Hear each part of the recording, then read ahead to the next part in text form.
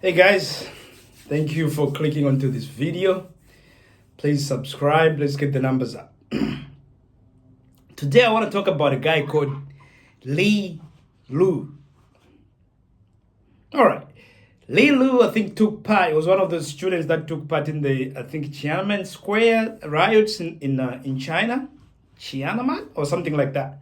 There were some riots, kids demonstrating against the government back, I think, in the 80s or so, or 90s or so.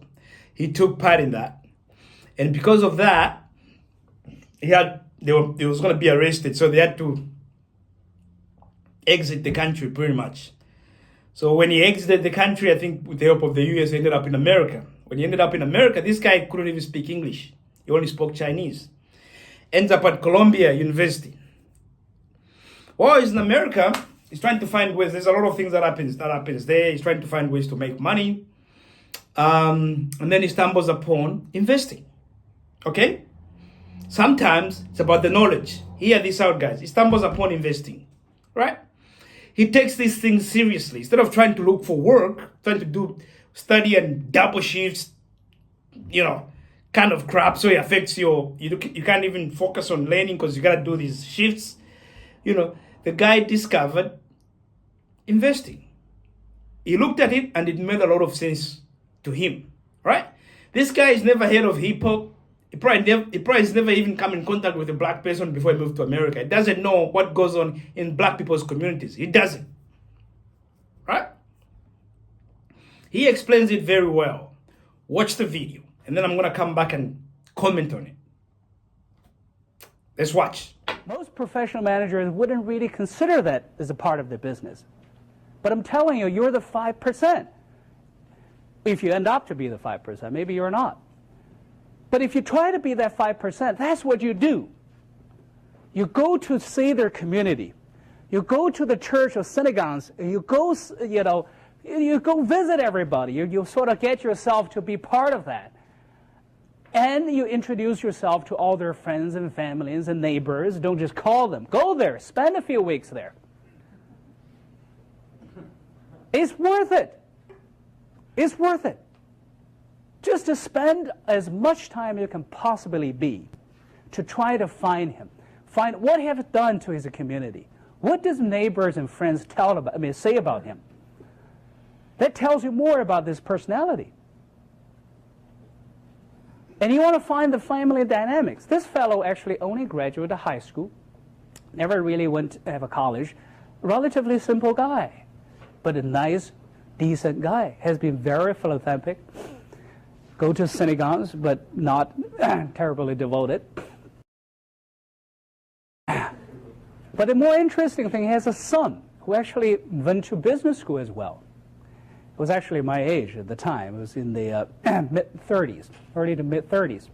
And at the time already assumed to be a COO of the company. So I did all of the things I suggest to all of you. I did further, and I find what this son's, all the board of the father and the son's on. And I find one of the board the son was on actually is run by a friend of mine. So I invite myself to be on the board. So I joined on the board along with the son, and we become very close friends. And then I really know what's going on in that family. It's turned out this is one of the most admiring family I've ever met. They are people of the highest integrity. They're wonderful. And they also happen to be brilliant businessmen. So after all of that, the stock actually still trading right around 30s. And so that's sort of, you kind of answered, you sort of know, did I miss anything? You sort of say, probably not, I didn't miss anything. The other 95% just don't know, or their industry imperative does not allow them to do anything about it. So what do you do at that point? What do you do? Buy. How much you want to buy? Let's suppose we have $100. What?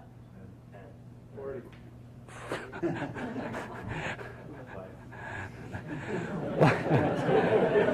What? How much is that? 200? Okay. Well, I like to talk to this class because you guys are not polluted yet. Now, if you go to join a fund, the first thing people would tell you is, oh, gee, do anything more than 25 basis points. And then your goal is maybe 50 basis points. You do 1%, that's 100 basis points. They use a basis point. So every number sounds big. Boy, we're going to do 50 basis points. That's a big deal. That's what it's like. That's what it's like. So keep your innocence, because right now what you're thinking is the common sense. Think about how much effort you put in to get this damn thing right. Think about how good it is. You have virtually no downside. You're trading roughly about 5 times. And the next thing I did is I actually went to all the different stores to see why in the last few years the margin improved substantially. It turned out there was a fad going on especially in the inner cities, that all the little kids want to have, the Timberland shoes and jeans, and boy, the things that, all the store manager tell you, they couldn't really get enough stock. And you look at how much of their international business, how much is actually in shoes and in Asia, less than 10. What they make out of that, less than 10% out of the 10% of the 27%. So you calculate all of that, you say that all of them are gone, you're losing money. So what? It reduced your earnings by less than 5%. So I put a shitload of Anybody know what happens afterwards? In the next 2 years, you guys all have the internet. You can check right away. They don't let us check while we're inside. Really? You should do that. You should. Why do you want to listen to all this shit? You just do whatever you want to do. As I said, you're right not because other people tell you to or agree with you. You're right because you need to do that. You need to check on that. All of those things should come to you in no less than 5 minutes. Otherwise, you're just not a good analyst. If you're not a good analyst, you'll never be a good investor. Seriously. So you have to at least technically train yourself to be very, very proficient with all of that. Well, the next 2 years, this damn thing went up 7 times. There you have it. So what he did was he started investing. So the government in America will give them money to pay for their school fees. And sometimes it will be like 3-6 months in advance. So you get that money, invest it, double it in that time, and then, pay the school fees, and it's got some money left through investing.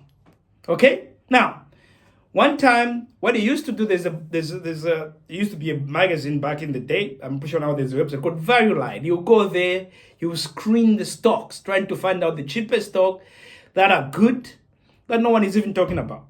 So he stumbled upon Timberland, the company that makes Timberland boots. Now, if you are black and you lived in the 90s and you never had Timberland boots, especially if you had enough money to buy the Timberland boots, then there's something wrong with you. I don't know how many Timberland boots I've gone through in my life. Some people had Bill Burr even said this, where he said, these guys have they match Timberland with the t-shirts. Blue teams, blue t-shirt. White, white teams, white t-shirt. Black teams, black t-shirt. Brown, so he had so many pairs of Timberlands. And the crazy thing I hear about this story is that initially the Timberlands were for hiking. People, white people go hiking. But then you don't go hiking every day. So if you buy one Timberland boot, to replace it, you might have it for 5 years. So the turnover wasn't as much until black people showed up. Now, I don't think there's anyone in the black community who was buying these shoes who made more money from Timberland than Lee Lu. I don't think so. I don't even think there's any rapper who made more money from Timberland than Lee Lu. And this is a lesson to learn, guys. Look at what has happened to Kanye West. Look at what has happened to Diddy. I know you guys can talk about the baby oil and all that. But if you know anything between him and Diageo, if you know, you know. You know truly what's going on there. Look what has happened to all these guys who partnered. Some of them didn't even realize the business they were doing. Kanye West says something, depending on how you look at it, I don't think it was anything bad that he said. You know, the guy was going, something was going on there with people around him who happened to be of that particular group he mentioned. And sometimes you just have to say it. He lost his business. Now, Diddy something. Wants to have Sirop as the owner, ends up in jail. So something there we have to learn is that if you want to partner with a business, make sure you have equity in that business. Now, for us, who are just normal people who are not partnering with these businesses, we can still make money from these businesses. You know, if you go to, you know, let's say Papa's Chicken is private, but let's say Papa's Chicken was on the stock market. I would say invest in it. Because majority people go to that place, and we black people are probably the majority of people. Or if we go per capita, who visit these places. So buy the stock. You know, I know there's a wing company called Wing Shop or something like that. That company has been doing quite well for the past this year especially. I hope some of you invested and made money instead of just buying their wings. So Lee Lu never listened to hip hop, doesn't even understand anything about black, and he says it. He says, "Oh, it turned out kids in urban places like for some reason they like these shoes." That tells me this dude never even listened to Tupac. he never listened to hip hop at all. But what he stumbled upon was this company where he realized that there was a disconnect between the stock price and how the company was performing. He did a very detailed research to a point where he even became friends with the owner. Now, let's say Lee Lu was black. Could have become friends with the owner of Timberland? I don't know. Maybe it depends on how he approached him. But he knew the ins and inside of this company through that friendship. But also, you gotta give credit to the guy. The amount of work he had to do before he invested in this company. And he hasn't reviewed how much he invested in. Let's say he invested $100,000. Within like less than 2 years, this thing returned 600 to 700% back. That's 7 times his money. So let's say if he invested 100, he got 700,000. If we invested 1,000, we could have gotten 7,000. Imagine how many Timberland boots you could buy from that. But we were not doing that. We were just working double shifts, 12-hour shifts to go and buy this Timberland. And that's what I'm saying. We have to change the mindset. You know, there's so many lessons you can learn from this guy who couldn't even speak English. Today is a billionaire. I think he's the guy now who runs some of the money that Charlie Munger left. You know, this is why I keep telling black people, look at all the businesses all over the world, all the businesses that are popular among our communities, and try to invest money in them. Make sure they go on the stock market. Don't believe if governments in Africa were serious, because there's a lot of mining companies there that are from outside of these countries, but they don't go on the stock market. So the local people in those countries don't benefit from buying shares in these companies. They're not benefiting from taxes because these guys don't pay taxes.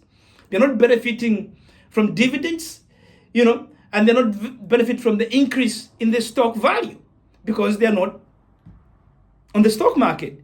We should be if this government is what I was talking about, if these governments were thinking, they'll make sure that these companies register on the local stock market so that the people can also benefit from whatever everybody else outside of Africa is benefiting from. Okay? But they don't do that. So Lee Lu ends up making 7 times his money by investing in Timberland. How many black people in the 90s, the early 2000s, made money from Timberland, apart from just giving money to these guys? I don't even think there was a rapper who had a contract with Timberland. Lee Lu made more money. Never listened to hip hop. Didn't even know Tupac was or Tupac or Biggie. And he didn't care about that. All he cared about was making money. We need to wake up. Right? All the companies that you like, that we like, anywhere in the world. You got South Africa. South Africa, almost 90%, over 90% of people are black. There's a South African brewery. They own companies in China. One of the biggest alcohol making company in China is owned by this South African brewery. How many black people have invested in South African brewery? Or breweries? How many? You know, because these same companies in Zambia, how many Zambians have invested in this company? I know I have. My grandfather did 20 years ago. Oh, I invested in it 20 years ago, but I added to what my grandfather already had. So we've probably been in South African breweries in the last, maybe who knows, 40 years. So please, we have to start looking at companies. We have to own companies. When you buy shares, you're owning a piece of that company. You'll be in a better position than Diddy. Diddy thought he owned Ciroc. And then Diageo says, nigga what? Nigga who?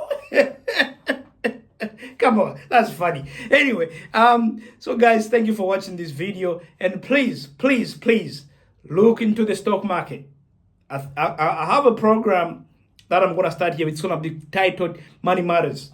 And I'll try to be bringing, maybe every Wednesday we'll talk about money and all that stuff. Coming soon, you know. Please, guys, give this video a thumbs up. Let's get more views. And thank you for watching. Goodbye.